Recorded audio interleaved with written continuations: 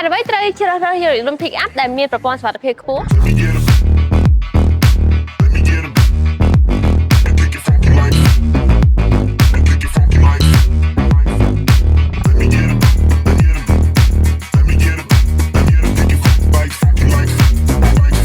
បើនិយាយអំពីកម្លាំង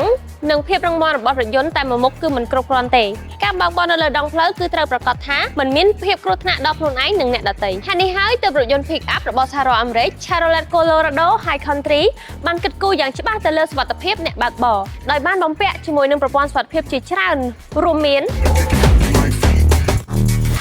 ប្រព័ន្ធផ្ដល់ដំណឹងពេលមានឧបសគ្គនៅខាងមុខប្រព័ន្ធផ្ដល់សញ្ញាពេលជួបឧបសគ្គនិងចាប់ហ្វ្រាំងដោយស្វ័យប្រវត្តិប្រព័ន្ធដាស់តឿននិងរក្សារថយន្តក្នុងគន្លងផ្លូវសុវត្ថិភាពប្រព័ន្ធផ្ដល់សញ្ញាពេលមានយានយន្តវ៉ាជែងនិងមកពីចំហៀងប្រព័ន្ធលោតប្រាក់ឧបសគ្គពេលដែលបងអាយ៉ែថយក្រោយ sensor ជំនួយចូលចតទាំងខាងមុខនិងខាងក្រោយនិងមុខងារសុវត្ថិភាពជាច្រើនទៀត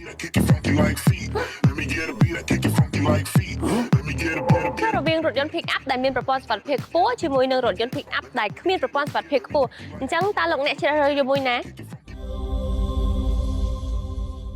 នាំចូលនិងចែកចាយផ្ដាច់មុខដោយ TH Group